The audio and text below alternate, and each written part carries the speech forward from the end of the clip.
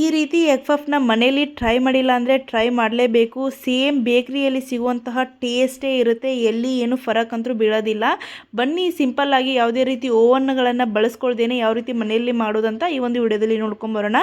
ಮೊದಲಿಗೆ ನಾನು ಇಲ್ಲಿ ಒಂದು 2 ಕಪ್ ಆಗೋಷ್ಟು ಮೈದಾನ ತೊಗೊಂಡಿದ್ದೀನಿ. ನಾರ್ಮಲ್ ಈ ಸಾಂಬಾರು ಬೌಲ್ ಬರುತ್ತಲ್ವ, ಆ ಬೌಲ್ ಅಳತೆಯಲ್ಲಿ ನಾನು 2 ಕಪ್ ಆಗೋಷ್ಟು ಮೈದಾನ ತೊಗೊಂಡಿದ್ದೀನಿ. ನಂತರ ಇಲ್ಲಿ ಒಂದು 2 ಸ್ಪೂನ್ ಆಗೋಷ್ಟು ಎಣ್ಣೆನ ಹಾಕ್ಕೊಂಡಿದ್ದೀನಿ. ನಾರ್ಮಲ್ ಎಣ್ಣೆ ಕಾಯಿಸಿ ಆ ಥರ ಏನೂ ಹಾಕ್ಕೊಂಡಿಲ್ಲ. ನಾರ್ಮಲ್ ಎಣ್ಣೆನ ನಾನು ಡೈರೆಕ್ಟಾಗಿ 2 ಸ್ಪೂನ್ ಆಗೋಷ್ಟು ಹಾಕ್ಕೊಂಡಿದ್ದೀನಿ. ಎಣ್ಣೆ ಮತ್ತು ಹಿಟ್ಟು ಚೆನ್ನಾಗಿ ಕಲಿಸ್ಕೊಳ್ಳೋಣ. ಈ ಕೈಯಲ್ಲಿ ಈ ರೀತಿ ಒತ್ತಿದರೆ ಗಂಟಾಗಿ ಬರಬೇಕು. ಹಿಟ್ಟು ಗಂಟಾಗಿ ಮುದ್ದೆ ಥರ ಆಗಬೇಕು ಕೈಯಲ್ಲಿ. ಆ ರೀತಿ ನಾವು ಹಿಟ್ಟನ್ನು ಕಲಿಸ್ಕೊಳ್ಬೇಕಾಗತ್ತೆ. ನಂತರ ಸ್ವಲ್ಪನೇ ನೀರನ್ನು ಹಾಕ್ಕೊಳ್ತಾ ಚೆನ್ನಾಗಿ ಹಿಟ್ಟನ್ನು ಕಲಿಸ್ಕೊಳ್ತಾ ಹೋಗೋಣ. ಕಂಪಲ್ಸರಿ ನಾವು ಎಣ್ಣೆನ ಹಾಕ್ಕೊಳ್ಬೇಕಾಗತ್ತೆ, ಅಂದರೆ ಗರಿಯಾಗಿ ಚೆನ್ನಾಗಿ ಬರುತ್ತೆ. ಈ ರೀತಿ ತುಂಬಾ ಗಟ್ಟಿನೂ ಅಲ್ಲ, ತುಂಬಾ ತೆಳುವೂ ಅಲ್ಲ, ಆ ರೀತಿ ಹಿಟ್ಟನ್ನು ಕಲಿಸ್ಕೊಳ್ಬೇಕಾಗತ್ತೆ. ನೋಡ್ತಾ ಇರ್ಬೋದು ನಾನು ಯಾವ ರೀತಿ ಹಿಟ್ಟನ್ನು ಕಲಿಸ್ಕೊಂಡಿದ್ದೀನಿ ಅಂತ. ಈ ಪೂರಿ ಎಲ್ಲ ಮಾಡಬೇಕಾದ್ರೆ ಹಿಟ್ಟು ಇರುತ್ತಲ್ವ, ಆ ರೀತಿ ಆ ಒಂದು ಅಳತೆಯಲ್ಲಿ ನಾನು ಹಿಟ್ಟನ್ನು ನಾದ್ಕೊಂಡಿದ್ದೀನಿ. ಲಾಸ್ಟಲ್ಲಿ ಹಿಟ್ಟನ್ನು ಸ್ವಲ್ಪ ಎಣ್ಣೆನ ಹಚ್ಕೊಂಡು, ಹಿಟ್ಟಿಗೆ ಸ್ವಲ್ಪ ಎಣ್ಣೆನ ಹಚ್ಕೊಂಡು ಈ ರೀತಿ ಒಂದು 2 ನಿಮಿಷ ನಾದ್ಬಿಟ್ಟು ನಂತರ ಇದನ್ನು ಒಂದು ಅರ್ಧ ಗಂಟೆ ಅಥವಾ 1 ಗಂಟೆವರೆಗೂ ನೆನಲಿಕ್ಕೆ ಬಿಟ್ಬಿಡೋಣ. ಎಷ್ಟೊತ್ತು ಹೆಚ್ಚು ಟೈಮ್ಗಳ ಕಾಲ ನೆನಲಿಕ್ಕೆ ಇಡ್ತೀವಿ ಅಷ್ಟು ಚೆನ್ನಾಗಿ ಬರುತ್ತೆ. ಇಲ್ಲಿ ಒಂದು ಹಾಫ್ ಆನ್ ಅವರ್ ಅದನ್ನು ಹಿಟ್ಟನ್ನು ನೆನಲಿಕ್ಕೆ ಬಿಟ್ಟು ಇದು ಹಿಟ್ಟು ನೆನಿತಾ ಇರಲಿ. ಇವಾಗ ನಾವು ಎಗ್ ಪಫ್ ಮಾಡ್ಕೊಳ್ಳಿಕ್ಕೆ ಸ್ಟಫಿಂಗ್ನ ರೆಡಿ ಮಾಡ್ಕೊಳ್ಳೋಣ. ಒಂದು ಬಾಣಲಿನ ಇಟ್ಕೊಂಡು ಅದಕ್ಕೆ ಒಂದು 4ರಿಂದ 5 ಸ್ಪೂನ್ ಆಗೋಷ್ಟು ಎಣ್ಣೆ ಹಾಕ್ಕೊಂಡು ಸಾಸಿವೆ ಜೀರಿಗೆ ಒಂದು ಹಸಿಮೆಣಸಿನ್ಕಾಯಿ ಹಾಕ್ಕೊಂಡು ಸ್ಲೈಸಾಗಿ ಕಟ್ ಮಾಡಿ ಇಟ್ಕೊಂಡಿರುವಂಥ 2 ಮೀಡಿಯಮ್ ಸೈಜ್ ಈರುಳ್ಳಿನ ತೊಗೊಂಡಿದ್ದೀನಿ. ನಾನು 4 ಎಗ್ ಪಫ್ನ ಮಾಡ್ಕೊಳ್ತಾ ಇದ್ದೀನಿ, ಅದಕ್ಕೆ 2 ಮೀಡಿಯಮ್ ಸೈಜ್ ಈರುಳ್ಳಿ ಕರೆಕ್ಟ್ ಆಗುತ್ತೆ. ನಂತರ ಈ ರೀತಿ ಗೋಲ್ಡನ್ ಬ್ರೌನ್ ಕಲರ್ ಚೇಂಜ್ ಆದಮೇಲೆ ಅದಕ್ಕೆ 1 ಟೇಬಲ್ ಸ್ಪೂನ್ ಆಗೋಷ್ಟು ಅರಿಶಿನ ಪುಡಿ, ಸ್ವಲ್ಪ ಖಾರದ ಪುಡಿ ಮತ್ತು ರುಚಿಗೆ ತಕ್ಕಷ್ಟು ಉಪ್ಪನ್ನು ಹಾಕ್ಕೊಂಡಿದ್ದೀನಿ. ಜಸ್ಟ್ ಈರುಳ್ಳಿಗೆ ಎಷ್ಟು ಬೇಕೋ ಅಷ್ಟು ಮಾತ್ರ ನಾವು ಉಪ್ಪನ್ನು ಹಾಕ್ಕೊಳ್ಬೇಕಾಗತ್ತೆ. ಈರುಳ್ಳಿ ಮತ್ತು ಚೆನ್ನಾಗಿ ಖಾರವನ್ನು ಹಿಡ್ಕೊಳ್ಬೇಕು, ಅಲ್ಲಿವರೆಗೂ ಚೆನ್ನಾಗಿ 1-2 ನಿಮಿಷ ಫ್ರೈ ಮಾಡ್ಕೊಳ್ಳೋಣ. ನಂತರ ಹೀಗೆ 1 ಸ್ಪೂನ್ ಆಗುವಷ್ಟು ಗರಂ ಮಸಾಲ ಇಲ್ಲ ಅಂದರೆ ಈ ಧನಿಯಾ ಪೌಡರ್ ಅಥವಾ ಜೀರಾ ಪೌಡರ್ ಕೂಡ ಹಾಕ್ಕೊಳ್ಬೋದು. ಲಾಸ್ಟಲ್ಲಿ ಕೊತ್ತಂಬರಿ ಸೊಪ್ಪನ್ನ ಹಾಕ್ಕೊಂಡು ಗ್ಯಾಸ್ ಫ್ಲೇಮ್ನ ಆಫ್ ಮಾಡ್ಕೊಂಡ್ಬಿಡೋಣ. ಇವಾಗ ನಾವು ಮಾಡಿಟ್ಕೊಂಡಿರುವಂತಹ ಈರುಳ್ಳಿ ಸ್ಟಫಿಂಗ್ ರೆಡಿಯಾಗಿದೆ. ಮತ್ತು ನಾನಿಲ್ಲಿ ಒಂದು 2 ಎಗ್ನ ತೊಗೊಂಡಿದ್ದೀನಿ, ಸ್ಲೈಸಾಗಿ ಕಟ್ ಮಾಡಿ ಇಟ್ಕೊಂಡಿದ್ದೀನಿ. ಇಲ್ಲಿ 4ರಿಂದ 5 ಸ್ಪೂನ್ ಆಗುವಷ್ಟು ಒಂದು ಬೌಲಲ್ಲಿ ತುಪ್ಪನ ಹಾಕ್ಕೊಂಡಿದ್ದೀನಿ. ಅದಕ್ಕೆ 1.5 ಸ್ಪೂನ್ ಆಗುವಷ್ಟು ಕಾರ್ನ್ಫ್ಲೋರ್ನ ಹಾಕ್ಕೊಂಡು ಚೆನ್ನಾಗಿ ಮಿಕ್ಸ್ ಮಾಡ್ಕೊಳ್ಬೇಕಾಗುತ್ತೆ. ಈ ಎಗ್ ಪಫ್ಗಳನ್ನ ಮಾಡಬೇಕಾದ್ರೆ ಈ ರೀತಿ ಮಧ್ಯದಲ್ಲಿ ಹಚ್ಕೊಳ್ಳಿಕ್ಕೆ ಬೇಕಾಗುತ್ತೆ ಈ ಒಂದು ಮಿಶ್ರಣ. ಅದಕ್ಕೆ ನಾನು ಇದನ್ನು ಮಾಡ್ಕೊಂಡಿದ್ದೀನಿ. ಲೇಯರ್ ಆಗಿ ಪಫ್ಗಳು ಬರಲಿಕ್ಕೆ ಇದು ಕೂಡ ಮೇನ್ ಕಾರಣವಾಗಿರುತ್ತೆ. ನಂತರ ಇವಾಗ ಮುಂಚೆನೇ ನಾನು ಹಿಟ್ಟನ್ನು ನಾದಿಟ್ಕೊಂಡಿದ್ದೆ. ಒಂದು 45 ಮಿನಿಟ್ಸ್ವರೆಗೂ ಹಿಟ್ಟು ಕಂಪ್ಲೀಟಾಗಿ ನಾದಿದೆ.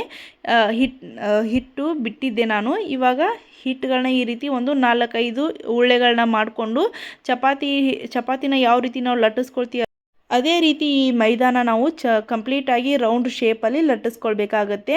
ನಾರ್ಮಲ್ ಮೀಡಿಯಮ್ ಸೈಜ್ ಚಪಾತಿ ಬರುತ್ತಲ್ವ, ಆ ಸೈಜಲ್ಲಿ ನಾನು ಈ ಒಂದು ಮೈದಾ ಹಿಟ್ಟನ್ನ ಲಟ್ಟಿಸ್ಕೊಂಡಿದ್ದೀನಿ. ನೋಡ್ತಾ ಇರ್ಬೋದು ಯಾವ ರೀತಿ ತೆಳುವಾಗಿರಬೇಕು ಅಂತಾನು ತೋರಿಸಿದ್ದೀನಿ. ಅಷ್ಟೇ ತೆಳುವಾಗಿ ಮಾಡ್ಕೊಳ್ಳಿ. ಸ್ವಲ್ಪ ಹೆಚ್ಚು ಕಡಿಮೆ ಆದರೂ ಪರವಾಗಿಲ್ಲ, ಬಟ್ ತುಂಬ ತೆಳುವಾಗಿ ಕೂಡ ಮಾಡಲಿಕ್ಕೆ ಹೋಗಬೇಡಿ.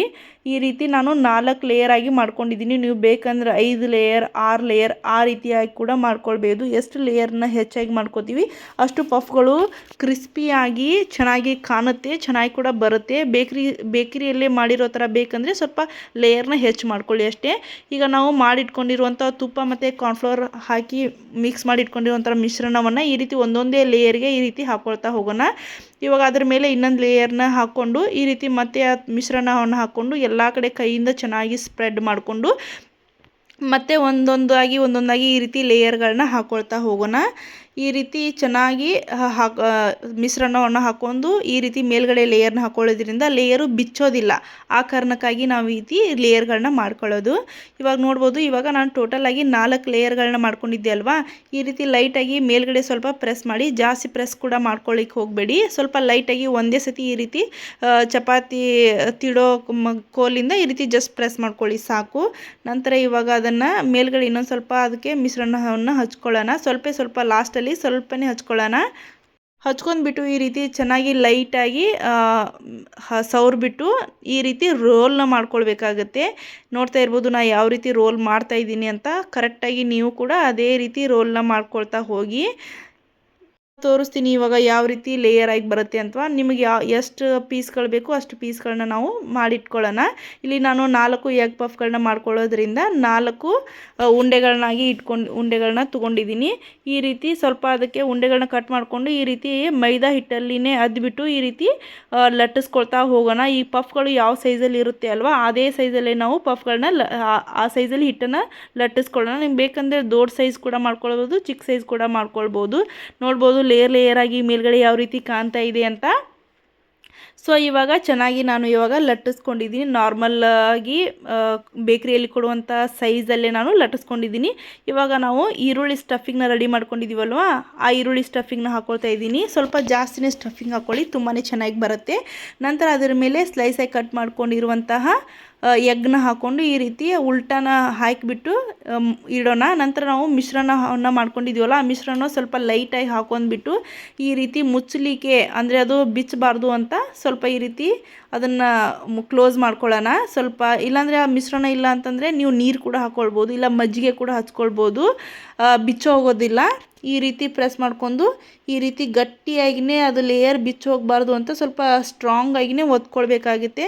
ನೋಡ್ಬೋದು ಇವಾಗ ಆ ಎಗ್ ಪಫ್ ಕಾಣ್ತಾ ಇದೆ ಅಂತ. ಅದೇ ರೀತಿ ನಾನಿಲ್ಲಿ ಟೋಟಲ್ ಆಗಿ 4 ಪಫ್ಗಳನ್ನ ಮಾಡ್ಕೊಳ್ತಾ ಇದ್ದೆ ಅಲ್ವಾ, 4 ಪಫ್ಗಳನ್ನು ಇದೇ ರೀತಿ ಸೇಮ್ ಆಗಿ ಇದೇ ರೀತಿ ಮುಚ್ಚಿ ಹಿಟ್ಟನ್ನು ಲಟ್ಟಿಸ್ಬಿಟ್ಟು ಇದೇ ರೀತಿ ಮುಚ್ತಾ ಹೋಗಬೇಕಾಗತ್ತೆ. ನಾನು ಯಾವ ರೀತಿ ಹೇಳ್ಕೊಟ್ಟಿದ್ದೀನಿ ಅಲ್ವಾ ಅದೇ ರೀತಿನ ಮಾಡ್ಕೊಳ್ಳಿ.